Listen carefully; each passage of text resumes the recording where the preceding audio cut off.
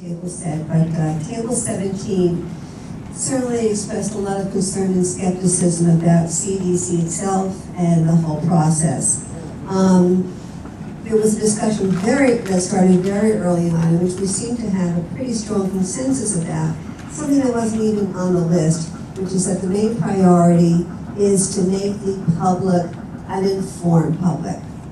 And that would be to inform the public completely about the illness itself, about prevention, and very objective information about the pros and cons of the vaccination itself. This information needs to be offered in all the languages that we have here in New York City and across the United States. So it has to be very accessible. And this information should also be disseminated through the schools and colleges and universities, since that is certainly a high-risk group. As at least one of the other tables said, there's a very strong need for transparency in order to raise the trust level, and there needs to be transparency about the manufacturers, about the pharmaceutical companies, their track records, and how the vaccine is actually produced. The vaccination process, on the other hand, there seemed to be a consensus at the table that needs to be slow. There needs to be time to gather the information about side effects and complications once the actual vaccine is given, because a couple people here said at the table that during the trial stage, it's only dead vaccines that are being tried, and they don't have adjuvants in them. And the adjuvants can be dangerous, they can have side effects, and when the vaccine comes out itself, it may actually have live contaminated vaccines. So there needs to be more time to collect information about this. There's such a skepticism, I think, expressed at the table, that there was even some concern about the language offered in the scripts. For example, under the coverage monitoring. Under the intermediate approach, it says monitoring of coverage will take place to provide estimates that can be used to find geographic pockets or subgroups of the population not well vaccinated. So what does that mean? Does that mean Big Brother is going to go into homes, or how invasive and how manipulative is that process?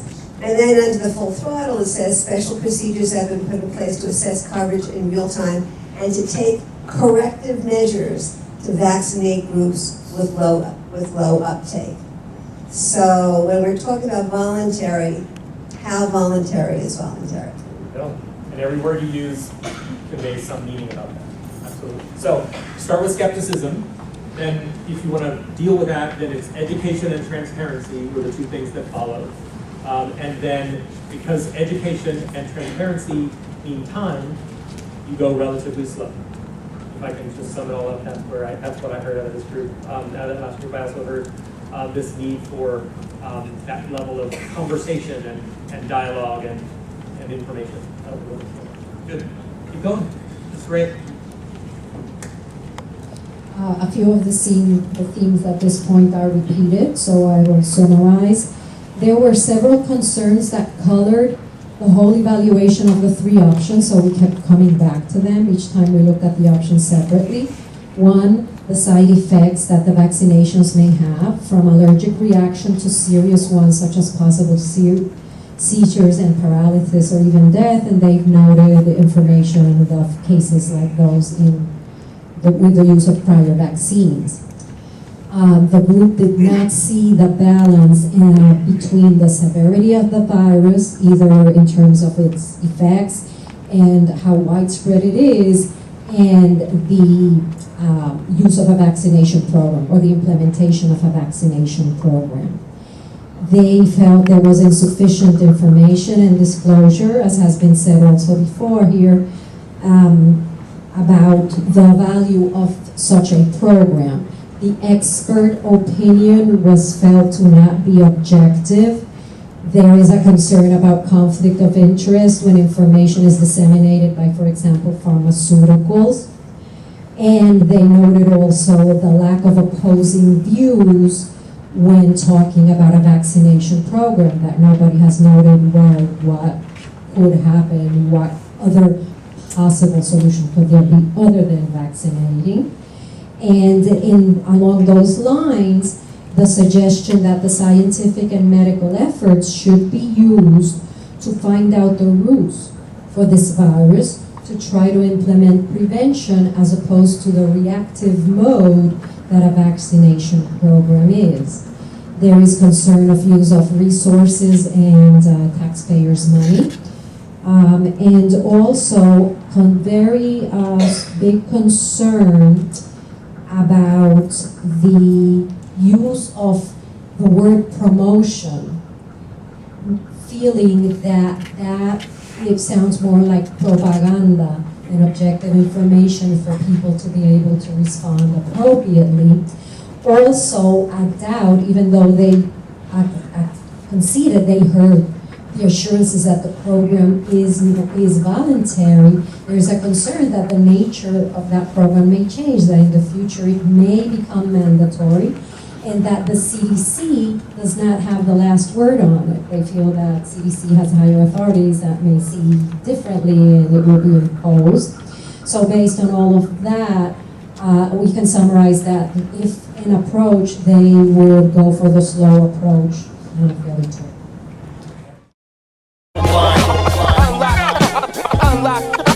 Unlock your brain and set your mind straight.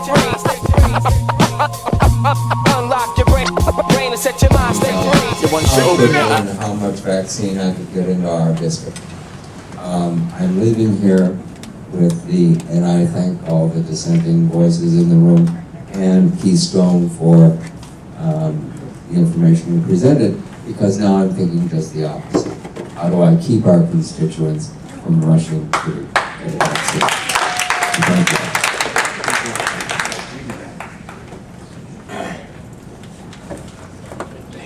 This question is for the good doctor or anyone from the CDC. I've already asked the question, so I'll just throw it out there. Doesn't the CDC have a moral responsibility for pushing forward a vaccination program, whether it be voluntary or involuntary, when these vaccines are known to contain mercury, formaldehyde, carcinogenous, genetically modified materials, and other such poisons? I would also ask the CDC, how can they morally stand by making pregnant women the target group for these vaccinations, when, once again, we know that thimerosal and formaldehyde are going to cause complications in young babies? So why inoculate pregnant women with such an unstudied vaccine? And we don't know the ramifications of what can happen. Aren't there some moral ramifications here? Also, the CDC has said repeatedly that this is a voluntary program. How can the CDC say that? Where is your moral responsibility when you're sitting here saying this is definitely voluntary? You don't make decisions. An executive order could come down tomorrow that mandates these H1N1 vaccines, and CDC isn't going to be able to say the whys or nothing. And that's the bottom line. Right now, NORTHCOM, that's active duty military that are stationed within the United States, are working with the Federal Emergency Management Agency, and the Pentagon is going forward with FEMA and NORTHCOM for a forced vaccination program this autumn.